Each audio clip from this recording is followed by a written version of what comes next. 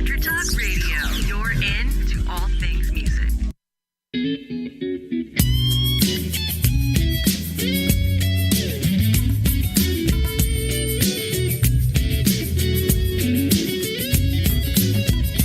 Welcome to Jackie's Groove. Come journey with us through the rhythm of the music business with your host, Jackie Bertoni.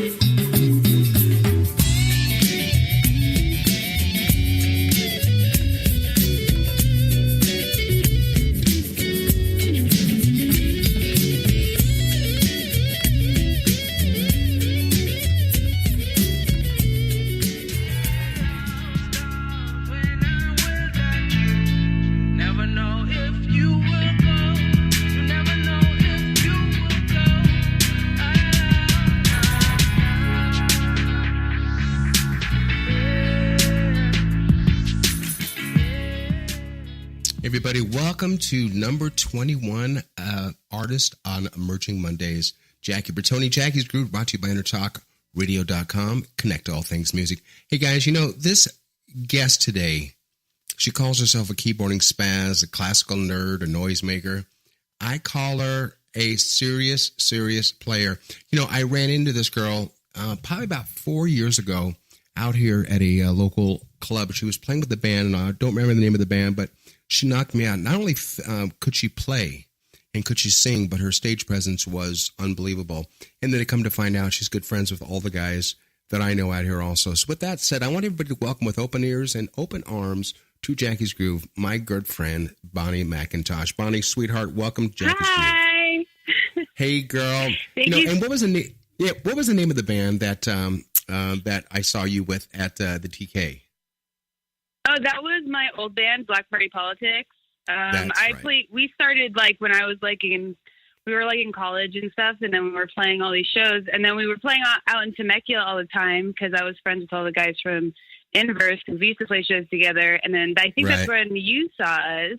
But yes. Yeah, that was a long time ago, so my life is a little bit different now. Hey, girl, I'm proud of you, man. You know, let's start out, just make it real short and sweet, but I do want to congratulate you on your sobriety, man. You know, Godspeed. Oh, thank you. Big ups to you, girl. I mean, we talked about this beforehand, and my good friend of mine, Jamie Wallum, who is a drummer for Tears for Fears, had asked me, "Hey, man, I'm celebrating 7 years of sobriety. Would it be okay to talk to the the audience about it?" I said, "Bro, it's your show, yeah. You know, and if any way we can put our best foot forward and get everybody on that straight and narrow, then we've done our job." But I want to congratulate you, girl. But let's talk about. Thank you so much. Let's talk about Bonnie McIntosh. And also, I want to apologize for putting Mac instead of Mick. And at the last minute, we had to make the appropriate changes, but we did it, and we did it fine. So, I mean, I'm sure you get it mixed up. My last name wrong. Absolutely. I want to ask you about Bambaata Marley. I want to, I'm very intertwined with the Marley family, but there's so many different offsets, so many different branches in the Marley scheme of things. With all my years of working with Keimani and working with Ziggy, and Marley. Now, Bambaata, give me the vibe about him. And he's not so much reggae as his other brothers are. How far back, what do you know about him in the way of the Marley legacy itself? Well, Daniel is actually, I've been playing keys for him for about 6 years, but he's also like a brother to me. So we're super, super close and working together for a long time. He's actually Ziggy's oldest son. So he's like third generation, and his sound and the reason why I love working for him so much is that his sound isn't just reggae, and he's so he really kind of goes outside of the box and does a lot, puts all these different kind of elements into his music, which can be kind of like surprising to someone because they see the name Marley and they automatically assume, oh, just reggae, and I actually wasn't a reggae player or didn't play any reggae until I started playing for him. And I think he hired me because I didn't. I'm going to just assume that because I grew up as a classical pianist and as a classical player. And then when I did the whole punk thing, and I was playing in all these, and I was playing in bands and had all this like really spastic energy that I had to get out. And I had this weird stage presence and all this stuff that would totally normally not lend itself to what I thought the reggae music world was. And he kind of just didn't care. He was So he hired me to just jam with him, and that was 6 years ago. And I've gone and played with different artists, but every time I'm here, I always kind of go back, and it just, I don't know, it kind of feels, playing for him kind of feels like home, because I think I did a lot of growing musically, like from playing for him and learning a lot about reggae music and how reggae music is played from a keyboarding perspective that I did not know at all. So because you're playing more comp when you're playing on keyboards and with guitar on reggae itself. It's more of a feel. It's more of a you're not so much taking leads, if you will, for the lack of a better word. It's more of that single stroke hits. In all the years that I've worked with Third World. In fact, when you talk to Bambaata and Ziggy, his father, they'll know me from being what is called the original Pastafarian. That's my background, of working with Third World from 1990 on out, and of course Third World being the quintessential reggae ambassadors. Now that we found love, 96 Degrees in the Shade, Traja Love, etc. And so to be part of that situation. So, and then all the years that I've worked with Shaggy and worked with Maxi and Big Mountain, it's that mix. For whoever thought that this Italian Armenian percussionist out of Whittier, California would turn into, the quintessential percussionist in reggae, it blows me out of the water. So when you put on the last minute the Bambaata Marley, I was curious to find out about that. And it's such a cool segue because of all the different players between Selena Gomez and between Madilyn Baily and Marley. We're talking about, it's pretty much, with Selena and with Madilyn. We're going to talk first. I want to talk about Selena itself, and her popularity out there, and the fact of the matter of all the stuff that I've seen with Anthony Rhea is that it's our mutual friend who sent me these amazing photos of you on stage with Selena, and you can't help say Selena like Selena, but is she with all the shit that she put herself through with the licking of the donuts and so on and so forth? Let's get past all that. Let's talk about her as a musician. I think that was Ariana Grande, but all right, well, it's the same shit. I'm sorry, but it's that putting it out. Like I was listening to Jimmy Fallon. I was actually listening to Howard Stern, and he was talking about Selena, and he said, "I don't care how gorgeous she is, she still looks like a little 12-year-old girl that puts on pumps and so on and so forth. But when she gets on stage and she starts singing, the girl has got chops." Do you find that to be true? Is she a consummate professional when she walks on stage? I mean, she's a boss. Like, she's been doing this since she was 7 years old, and she, I absolutely loved working for her. I think a year and a half, almost 2 years that I was playing for her. And when you have that kind of level of fame, you have this like huge responsibility to kind of be able to command not just a stage, an arena. Like, that's the thing. Like, just think about one single person having to command an arena of 20,000 people. And, and that's something that she does. And that's something that, when we play for her, that's why we're there. We're all there to kind of, to support her and to kind of like any artist, and to command a room that is full of so many people that you can't see their faces.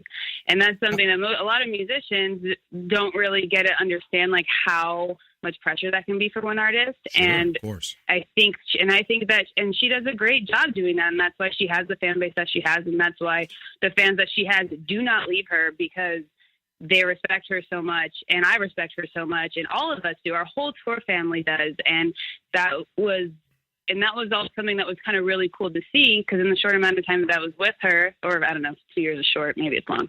Sure. I got to see her grow as an artist, and her going from us doing, I think we started doing like promo, like Ellen, and we did the Tonight Show, and we did all of that, and then going to doing this big giant arena tour, seeing like the growth of like playing in front of one crane camera to playing in front of, I think our biggest show is 100,000 people in Quebec, it would, it's pretty effortless. And that's a really inspiring thing to watch when you're the one, instrumentally supporting the artist. So, hey, Bon, how'd that gig come to you?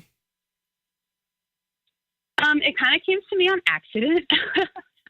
I actually, to be honest, I'm not 1,000% sure how I got that job. I got a phone call from a music director, just kind of asking me like, "Hey, you're a keyboard player that I've heard of. Are you available possibly to maybe work with this artist during this long, vague period of time?"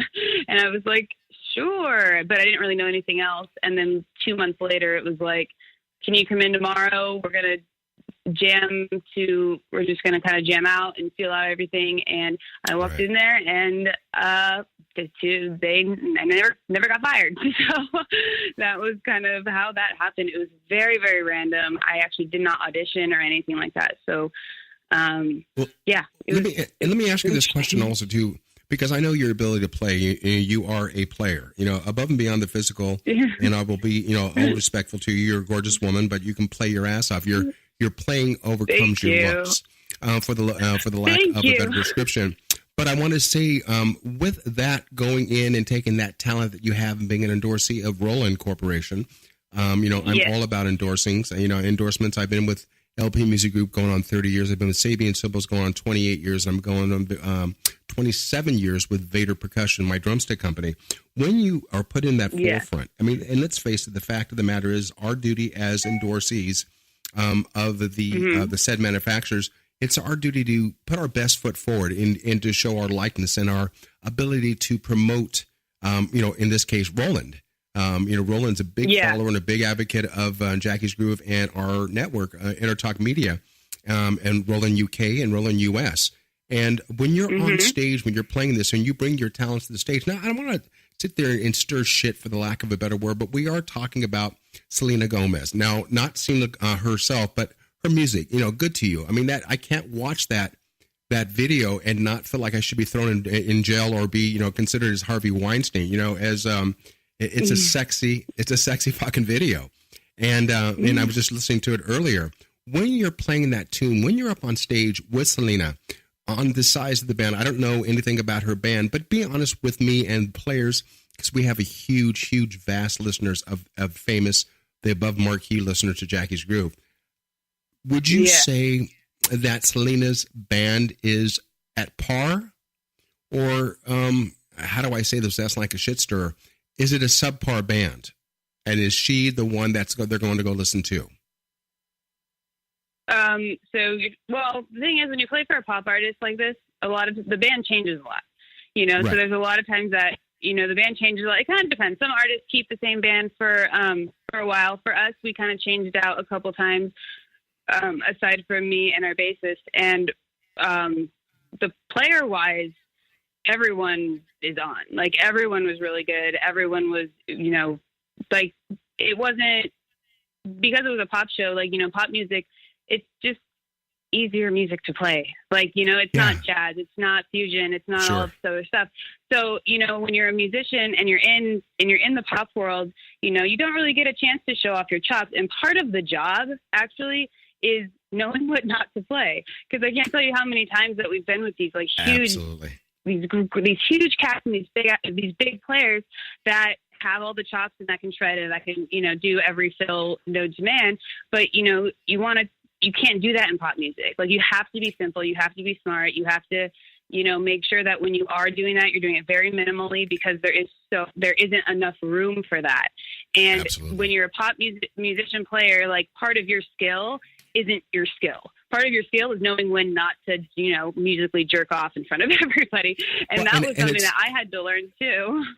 That is so true, because there's an old adage that we use in the business, the older guys in the business, and got good news and bad news. The good news is you got a lot of chops. The bad news is you got a lot of chops. And the fact about being considered not a person who is a busy player, because when in doubt, lay out.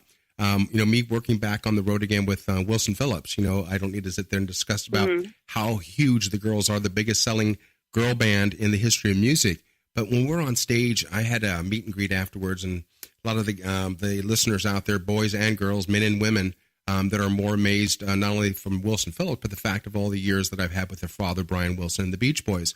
And one of the kids asked us at a recent show, he said, during one of the songs, You Won't See Me Cry, one of their big hits, you laid back and you kind of put your head down and you weren't paying anything, you weren't playing anything. I don't want to sound rude, but did you not know what to play? And I looked at it and I smiled. And, this 21-year-old kid, I said, no, I knew exactly what to play. And what to play was not to play, was to lay out. And let the keys come in, let the strings come in, and so on and so forth.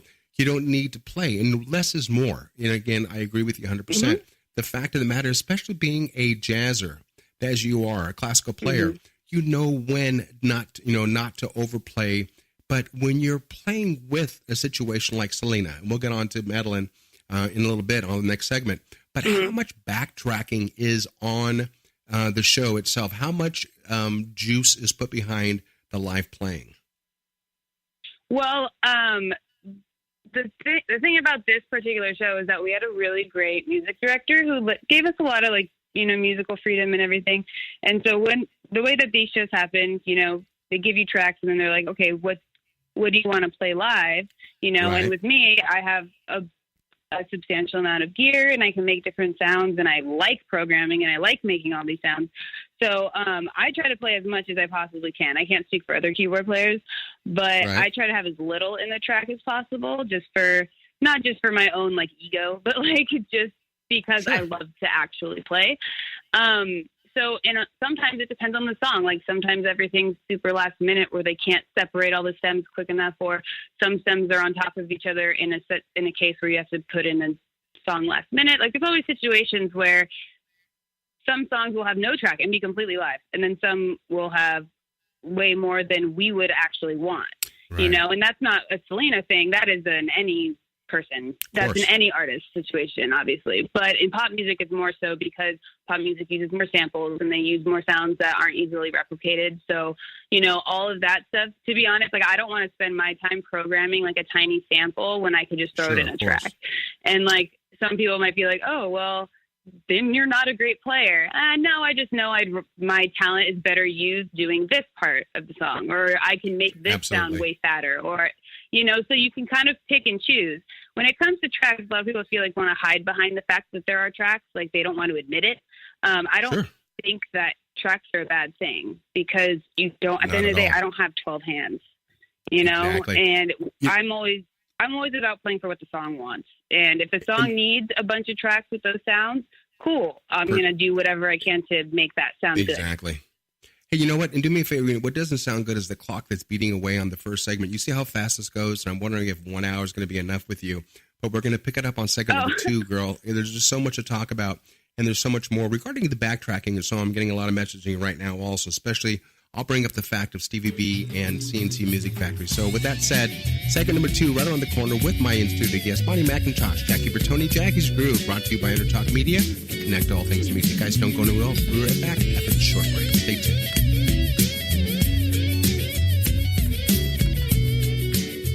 Are you serious about your music? Are you ready to run with the big dogs? The experts at Pitbull Audio have the gear to get you into the game. From leading manufacturers like Mesa Boogie, Fender, Pioneer, and American Audio. To sound your best, you need the best. Pitbull Audio can deliver in rehearsal, on stage, and into the big time.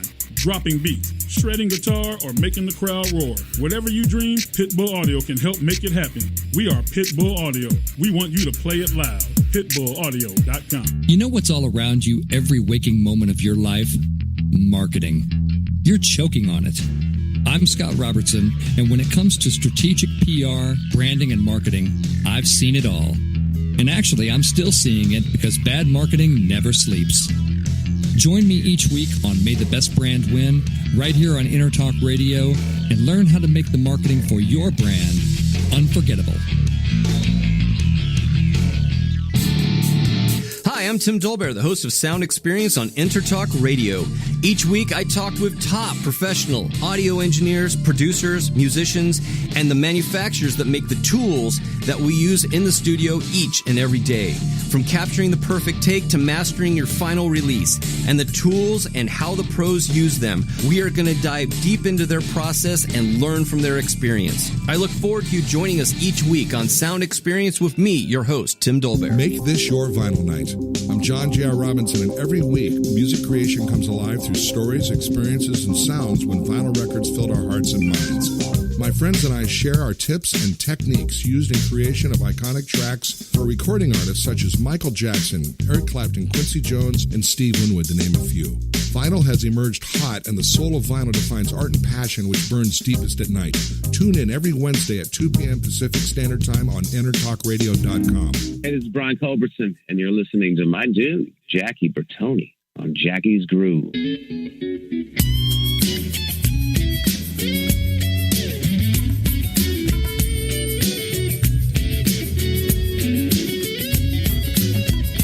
Welcome to Jackie's Groove. Come journey with us through the rhythm of the music business with your host, Jackie Bertoni.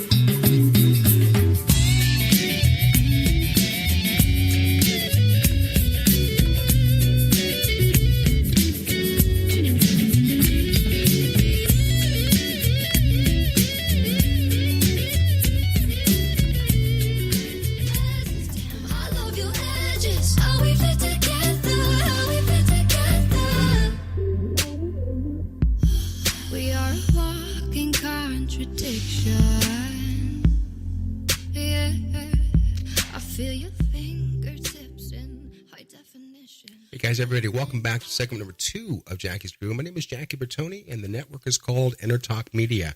Connect to all things music. And my in-studio guest on Emerging Mondays, number 21, my good friend, I'll call him my good friend, Bonnie McIntosh. Bonnie, welcome back to segment number 2. Hey, girl, the reason why I asked this question regarding backtracking and so on, because I'm a lot older than you are, but at the same time, too, back in 1990, 91, I was working with Stevie B, CNC Music Factory, Timothy T, don't judge, please, whatever you guys are doing. But at that time, we had a controversy called Milli Vanilli that was, I don't care how young you are. And so when all the advertising, when we were doing things at Universal and when we were doing things at major stadiums, we were required by NARAS and by the Grammys to put in all of our advertising that is live to track. And back then, we had to disclose and disclaim the fact that we were playing live, but we did have background tracks, to beef it up. Not in the case where Bonnie said last segment, we don't have 12 arms. We're not, we don't have the ability to play everything. So we're not faking it. It's being played. But with that said, back to Selena. I had worked for a while and only did a few shows with a group called 98 Degrees, and that's my good friend of mine, Ray Eastloss, moved over from 98 Degrees over to the Backstreet Boys. Playing when, in a venues of 15,000, 20, 30,000 people, when you're talking about a younger set that's out there, and I'm going to ask you this question with regards to the new and the old. I always ask this with the older guys and the older girls in the business. What do you prefer on stage? Do you prefer the ambient sound of the wedge, or are you a slave to the inner monitors? Now, working with Selena, in-ears always. Always, but see, here's the question though, Bonnie. When you're playing there and you got that sound that's on stage, and you got an audience of 15,000 shrieking women, girls, boys, and so on. I mean, I maybe I'm just too old to love it, but I would yank those things out of my ears because it would be deafening. How do you deal with the stage sound with in-ear monitors? So I'm actually really glad you asked this question. So when it comes to the sound part of it, when you're on stage, I come from kind of that same background. Like I grew up playing in warehouse shows and underground parties. I didn't know what those things in people's ears were when they were on stage or what they were ripping out of their head or whatever. So, I was used to wedges and I was used to all of that. And it's actually kind of funny because the first time I ever used in-ears was actually my first arena show with Selena. Was the first time I ever used it, and my in-ears actually got they actually came in like 3 weeks too late, and I got them while I was on my way to the airport to go to the show. So we missed sound check. I actually did not put in-ears in my ears for the very first time until I was on stage at Jingle Ball, and the stage turned around and in front of 20,000 people because we had no sound check. I had no idea what to expect. I didn't know. I just hear in my talk back like, "Hey, Bonnie, your head's about to explode." And I was shocked because as a keyboard player, you never get to hear yourself. And when you're in wedges and you're playing, even when you're at whatever bar or anything like that where you just have wedges, like there'd be no reason to have in-ears for a show like that. You never hear yourself. That's the first thing everybody always says is, "Oh, I couldn't hear the keys," or "The keys are too low," or whatever, or "They're too loud." So I understand why people don't want in-ears, because it does feel weird. You have something sitting on your eardrum, But first of all, you can choose what you hear, which is the greatest thing ever. Absolutely. And you actually, for me, I'm usually wireless, so I can move around and do my whole crazy psychotic spastic stage presence thing without having to worry about anything. Right. And also I don't have to hear all the ambience from the audience, because as cool as it is, when you're actually playing, it can totally cloud the sound. You can't hear anything. It totally screws up all the frequencies. But after every single show that I'm at an arena, the very last beat after I hit my last chord, I always take my in-ears out so I can hear the crowd. And that's the coolest feeling ever. Yeah, because it's like I always ask the players also too, and especially for you being a keyboard player. Let's stay in the fact that you are supporting our act right now. You are playing behind Selena, Madilyn, and Bambaata. But when you're playing, let's say you are the supporting keyboard player itself. What do you not want to hear in your ears from other players itself? Guitar. I hate that, but a lot of times they don't like to hear guitar because it's the other melodic instrument, and it's also kind of in a similar frequency because it's higher up there. Honestly, for me, I want to hear a shit ton of bass, kick, hat, and that's it. Maybe some snare and lead vocal. That's it. I'm really simple with what I hear in my ears. And then if I can, I'll have a mixer where I can actually mix what I hear of my own boards, because sometimes I'll have a 2-board setup, sometimes I'll have a 3, and Selena show I had 5, So I actually we mixed that whole show way before we left on the road, so we never had to change it.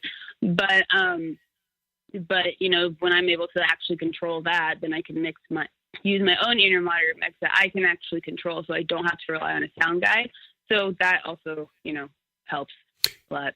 Sure. And Bon, let me ask you this question. You being the keyboard player in the group itself, the MD, the musical director of Selena's show, is what instrument is he or she playing? He actually didn't play in the show. He was just the music director, so he kind of oversaw everything, did all the arrangements and everything, and then sent us on our merry way. And he went on tour with Bruno Mars forever, and he's still doing it, I think, because he's Bruno's MD. So he did the Selena show, and then sent us on our way, and then went back to doing Bruno's show. And I want to ask this question too, with regards to and stepping out of Selena, but when you do the shows itself with her.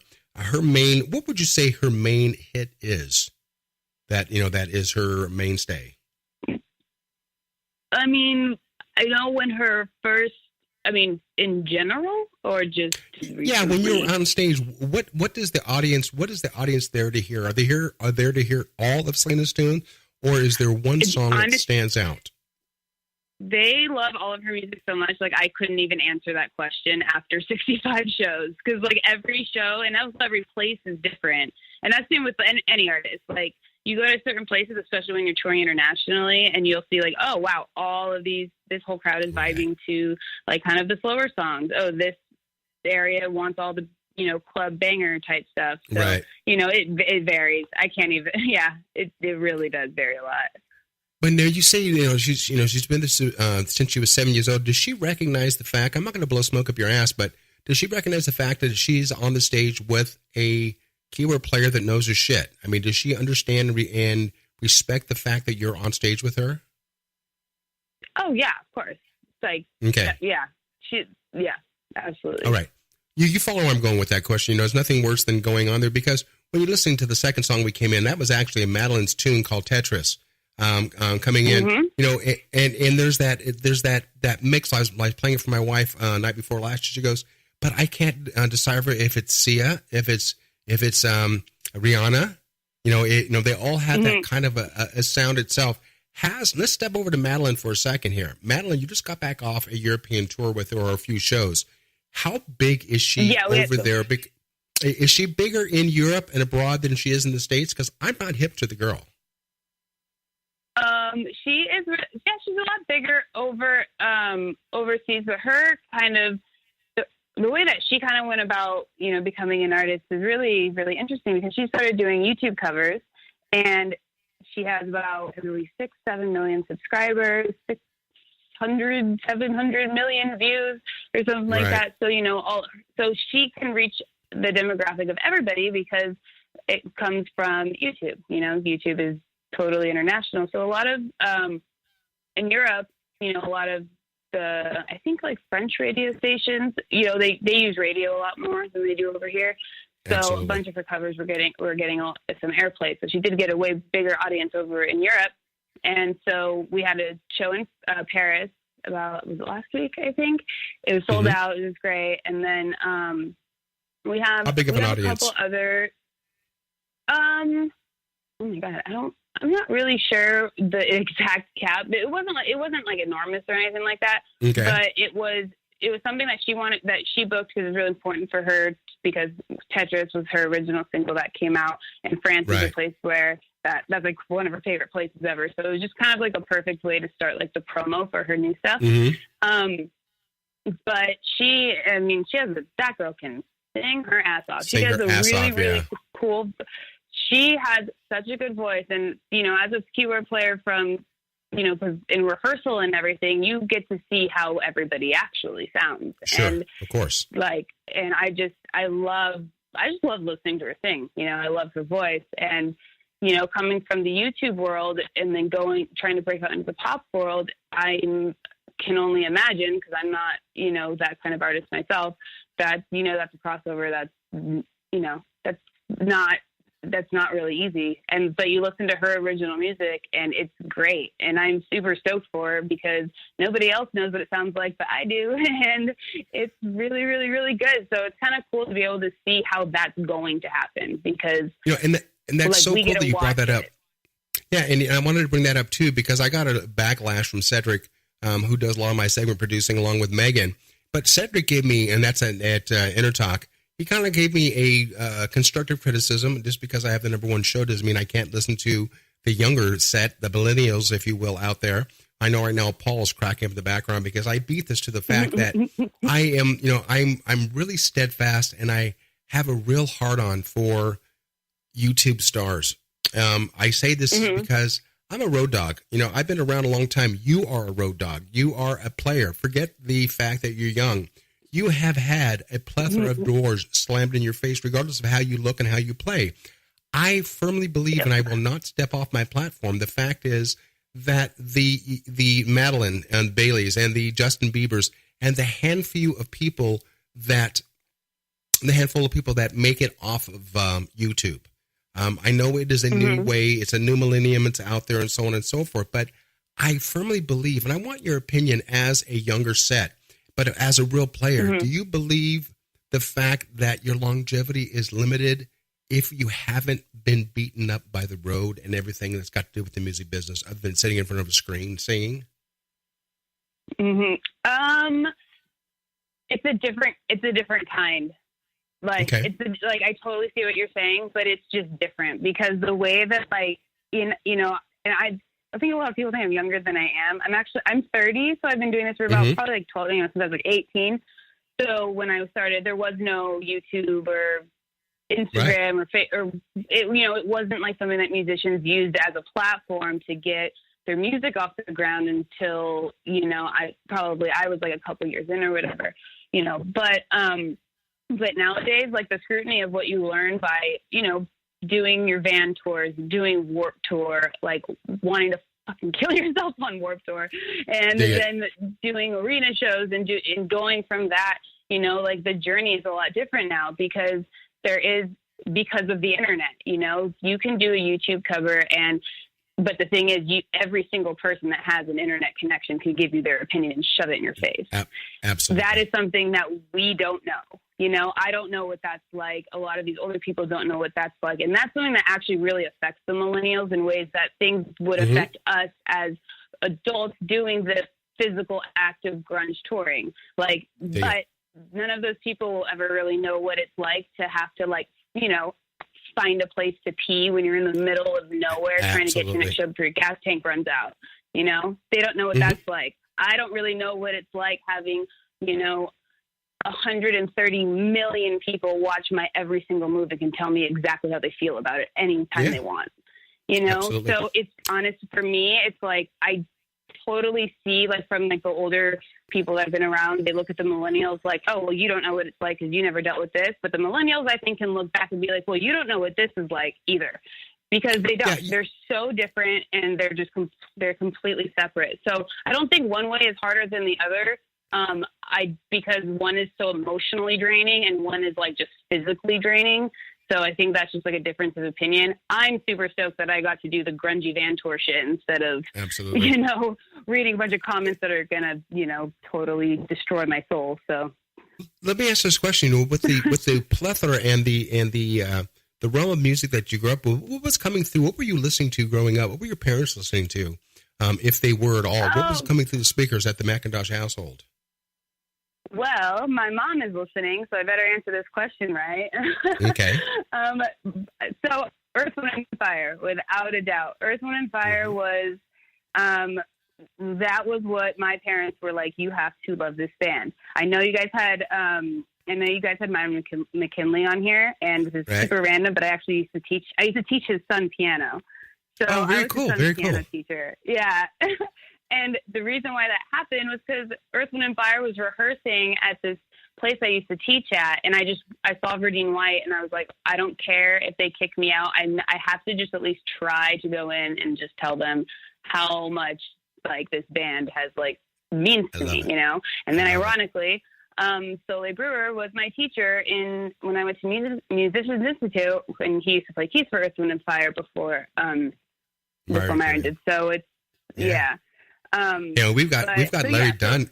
We've got Larry Dunn coming on. I mean, we've got Florentino, really? the CEO, is working diligently getting him.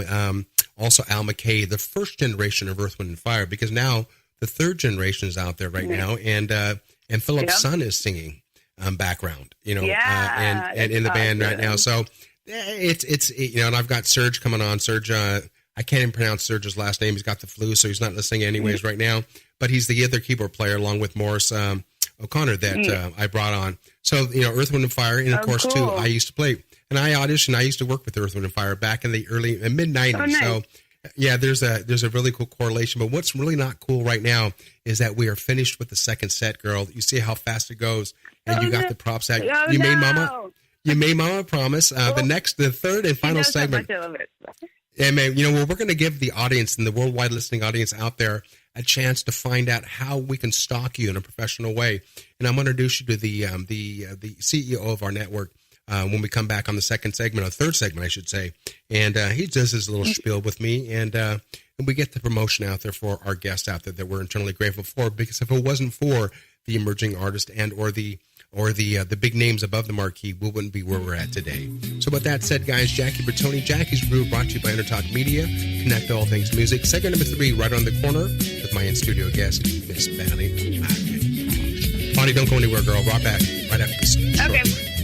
Hi, this is Tim Dolbear, host of Sound Experience here on Intertalk Radio. And Source Connect by Source Element is the essential tool that we use to link between my studio in Austin, Texas, and the WS radio station in San Diego. Now, with Source Connect, not only can we communicate in real time and with HD audio, but it's synced up and is of a high enough quality that I can use it for real-time ADR work, remote recording, and overdubbing, and it even allows me to remotely control a DAW. Source Connect by Source Element. Affordable, high-quality audio and video connection over the internet for all of your production needs. You know what's all around you every waking moment of your life? Marketing. You're choking on it. I'm Scott Robertson, and when it comes to strategic PR, branding, and marketing, I've seen it all. And actually, I'm still seeing it because bad marketing never sleeps. Join me each week on May the Best Brand Win, right here on Intertalk Radio, and learn how to make the marketing for your brand unforgettable. Make this your vinyl night. I'm John J.R. Robinson, and every week, music creation comes alive through stories, experiences, and sounds when vinyl records filled our hearts and minds. My friends and I share our tips and techniques used in creation of iconic tracks for recording artists such as Michael Jackson, Eric Clapton, Quincy Jones, and Steve Winwood, to name a few. Vinyl has emerged hot, and the soul of vinyl defines art and passion which burns deepest at night. Tune in every Wednesday at 2 p.m. Pacific Standard Time on InterTalkRadio.com.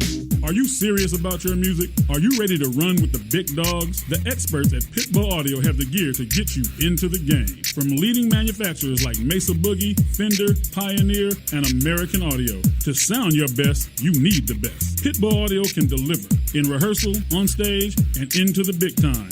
Dropping beats, shredding guitar, or making the crowd roar. Whatever you dream, Pitbull Audio can help make it happen.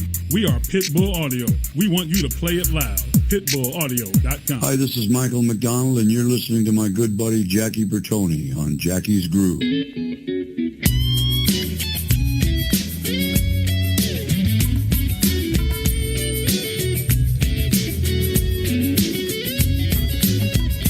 Welcome to Jackie's Groove. Come journey with us through the rhythm of the music business with your host, Jackie Bertoni.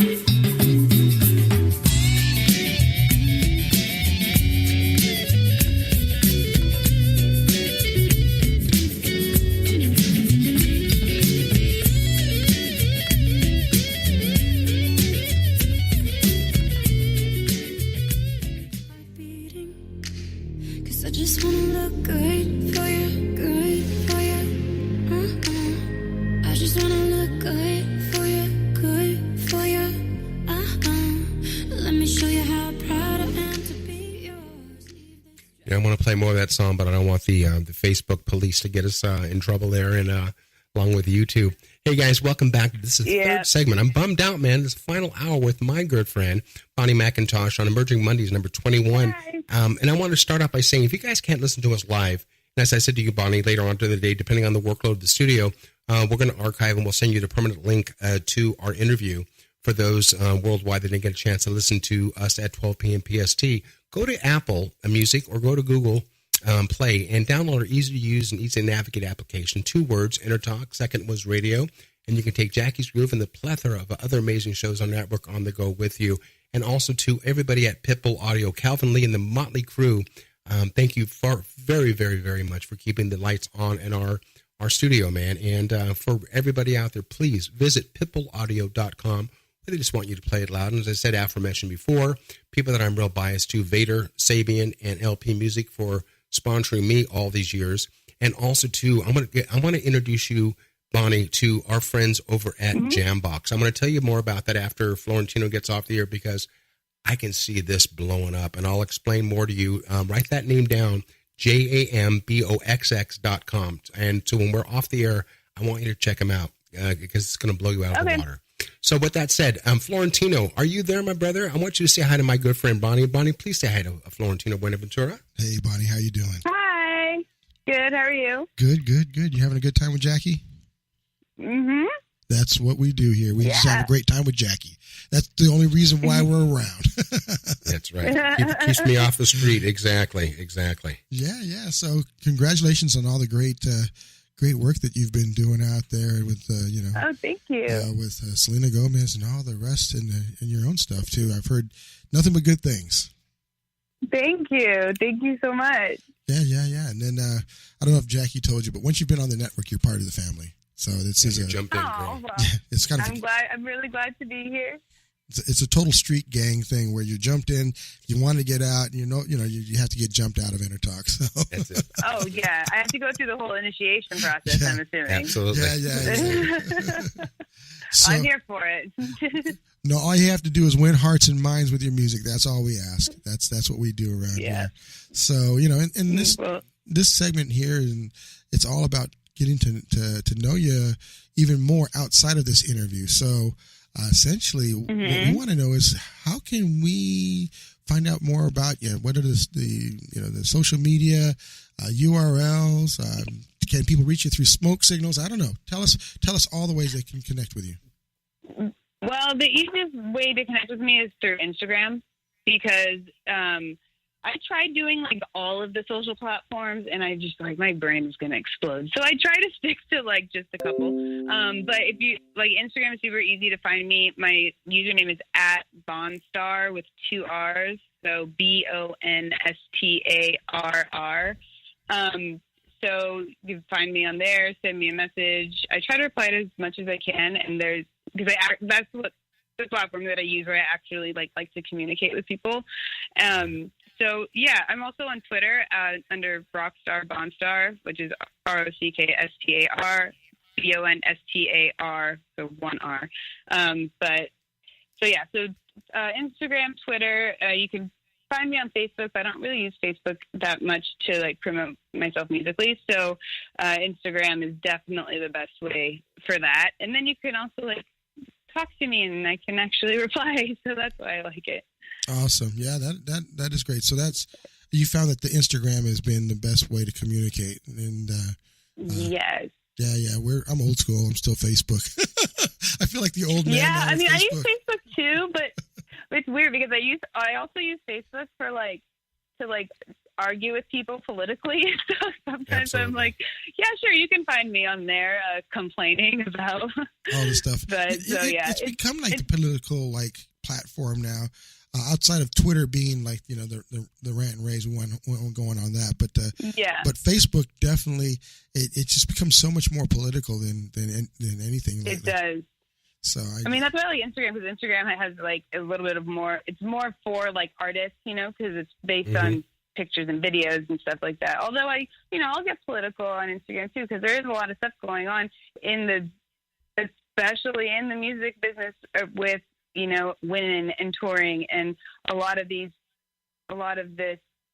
things that people were not really aware of until recently. Yeah. And so it's also a really, really good way for the female instrumental community to kind of be vocal about the things that we go through touring wise. And I don't know if I'm on here again, I would like to maybe go more into that. It kind of, I feel like it's something that a lot of people don't really get to experience unless you are a female instrumentalist. And I think Instagram and social media is a really good way for us to kind of be able to be more open with that. And people are starting to kind of understand what it is that, we go through and interact with us about it. And so I feel like if more people are using social media as a form to, also create change and make things a little bit more acceptable and kind of open people's eyes to what other people experience, especially on the road as a musician, it can actually do more good than just, listening to people and, judging everybody for every word that they say. Anyways, moral of that story is find me on Instagram and listen to me complain about things. You'll find me on MySpace. Yeah, exactly. Yeah, I know, right? Punch on that one. Find me on MySpace. I miss MySpace though. I thought that was a great platform for musicians. Just Fox killed it. It wasn't until everybody fights over who wants to be in your top 8, because apparently that was the thing. Yeah, I don't remember. I just remember, everyone jumped on Facebook, and then Fox just kind of ruined it and made it overly commercial, and that's when people just said, "Forget it, we don't want to be on here anymore." Yeah, we'll pass. But no, this is good stuff, and I think that's important for people to recognize. And there's obviously we span the generations for the players and the all the different hired guns, if you will. So it's interesting to see the variables and the dynamics between the different generations. I mean, we still have folks that won't even jump on Facebook, more or less all the other ones, and it is about connecting to the audience nowadays. That's the one thing that we're not going to see anymore is the standoffish, the back to the audience, not really communicating to the people type of musical geniuses. I don't think that's quite the possibility anymore. I don't know. Hey, Florentino, I wanted to jump in real quick. Isn't it kind of cool how Bonnie it just mentioned the fact that she listened to our interview with Myron McKinley and everybody with Earth, Wind & Fire, the fact that you wouldn't look at Bonnie and realize the fact that she, goes back that far in the way of musical prowessness when it comes to keyboards, and especially knowing that, Myron and teaching his son, keyboards when your daddy is the keyboard player, the quintessential keyboard player itself. So that's the cool thing. What we do here at Intertalk is that we build that bridge between all different genres, if you will, all different ages and so on. And I wanted to find out about that. And Florentine and I are always real curious to find out, the music business, you used to say it's changing yearly, but it doesn't change yearly. It changes daily now. The fact is about how we look at music in the U.S. as opposed to abroad, and how the respective music is different overseas, if you will. Florentino, Paul, and I, we always talk about the situation is how we're going to bring it back so that we don't have to go the extra distance. We don't have to have a third job to pay our bills. We don't have to sit there and regulate who steals our music, the Spotify's and so on and so forth. Yeah. Now, with that said, and Florentino, if you're done, then get the hell off my radio station. Oh, sorry, it's your network, my show.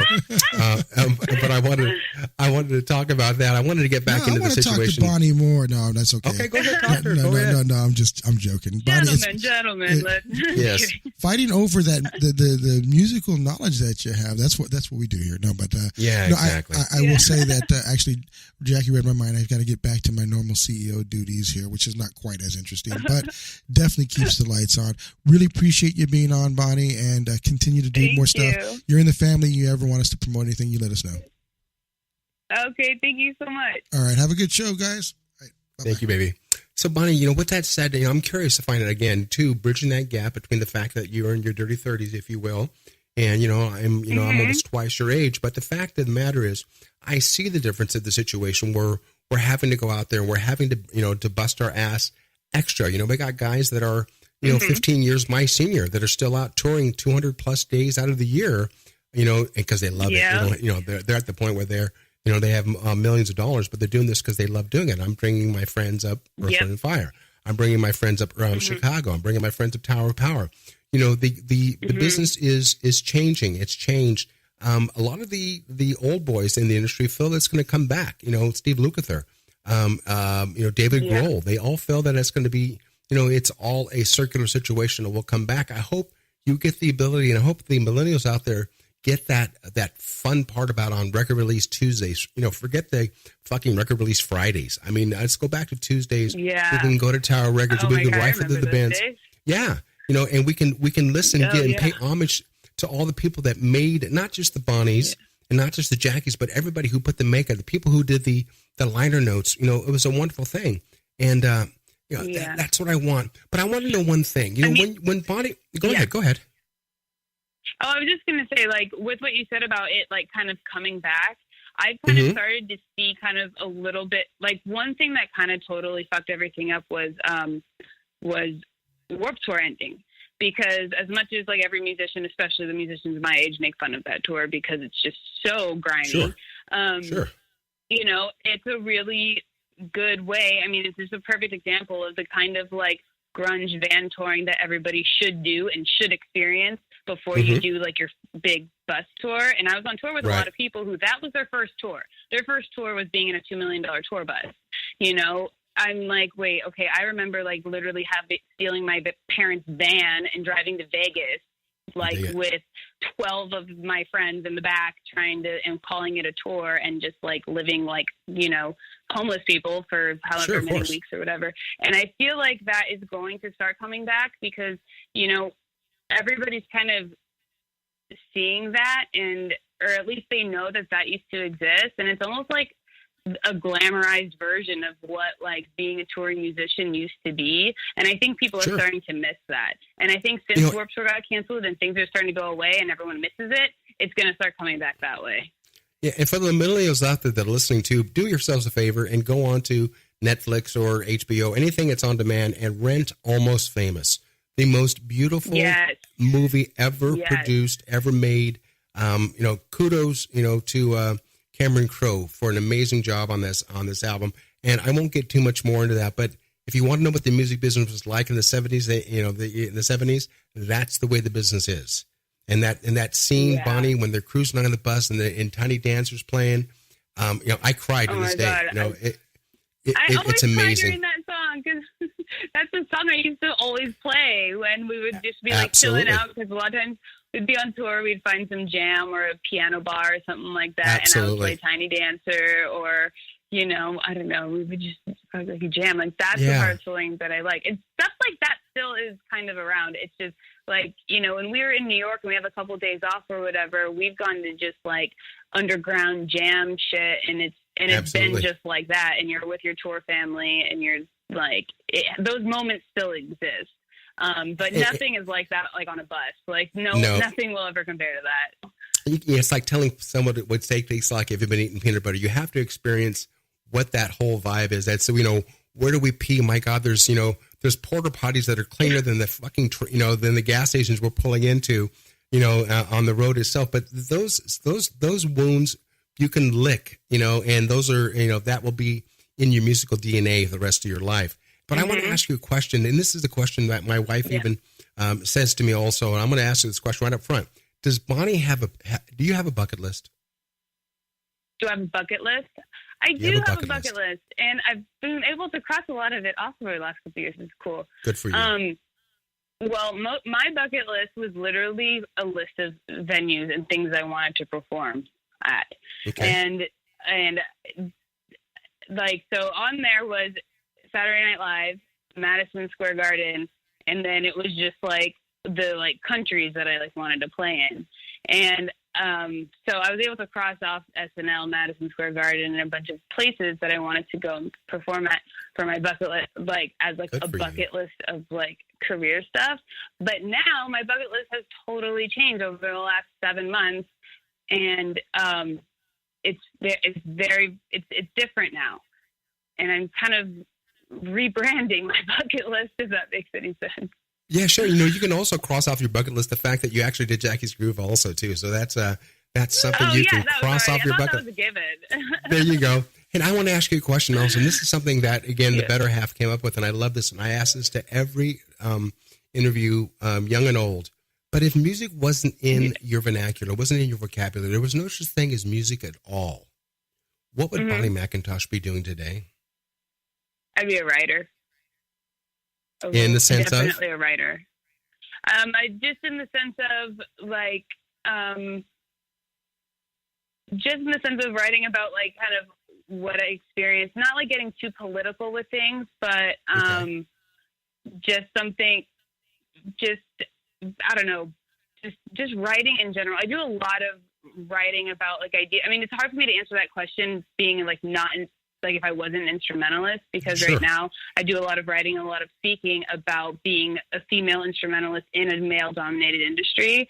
And so I write about that all the time, and I love it. And I'm always I want to be a writer. But then that's also related to music. So if I take that out of the equation, I actually don't really know. But I would probably figure it out. All right. You know what I want to figure out? I want to figure out why we didn't book 2 hours instead of 1 hour only with you, girl. 40 seconds left. Well, we can do it again. Hey, and the doors, like Florentino said, you're jumped in now. So whenever there's promotion that is involved for Bonnie McIntosh, or whenever there's something around town, whatever it is, if we can accommodate you, we will do so. So with that said, I want all the listeners worldwide to say thank you to Bonnie McIntosh for gracing Jackie's Groove and the Intertalk family itself. Bonnie, I'm always here for you. I'm a fanboy. I enjoy your playing. Thank you. And above and beyond the looks, girlfriend, you can play your ass off. And to all those out there listening to you, support Bonnie, man, and go on to Instagram, and that's BONSTARR, and stalk her, but a good way. Bonnie, thank you. I love you, girl. Yes. Many blessings. Happy New Year, and we'll all talk soon. Guys, Jackie Bertoni, Jackie's Groove, Intertalk Radio, your connect to all things music. Bye, Bonnie. Love you, girl. Peace to music. This is Jackie Bertoni from Jackie's Groove. Come join me weekly on my journey through the music business as I take you behind the velvet rope, interviewing industry notables such as Al Di Meola, Michael McDonald, and Al Jarreau, to name but a few. Listen to their stories on being in the studios recording #1 hits and onto the stages throughout the globe. Allow me to be your music historian. You can hear me live every Monday at 2 p.m. and every Wednesday at 12 noon Pacific Standard Time, or 24/7 on jackiesgroove.com. Ready to get your groove on? Hi, this is Tim Dolbear from Eclectica Studios. I'm a full-time mixing and recording engineer. I work with Grammy winners, labels, and indie artists, using state-of-the-art digital mixing and restoration tools and the very best in analog gear. Really, though, it's my ability to bring tracks to life and fulfill your vision for your music. This has made me sought after by producers and artists worldwide. So spend your time working on music and not chasing a mix down a rabbit hole. Go to timdolbear.com and check out our free one-song mix offer. You know what's all around you every waking moment of your life? Marketing. You're choking on it. I'm Scott Robertson, and when it comes to strategic PR, branding, and marketing, I've seen it all. And actually, I'm still seeing it because bad marketing never sleeps.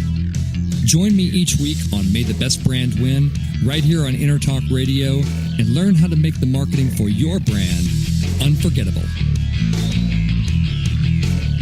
Are you serious about your music? Are you ready to run with the big dogs? The experts at Pitbull Audio have the gear to get you into the game. From leading manufacturers like Mesa Boogie, Fender, Pioneer, and American Audio. To sound your best, you need the best. Pitbull Audio can deliver in rehearsal, on stage, and into the big time. Dropping beats, shredding guitar, or making the crowd roar. Whatever you dream, Pitbull Audio can help make it happen. We are Pitbull Audio. We want you to play it loud. PitbullAudio.com.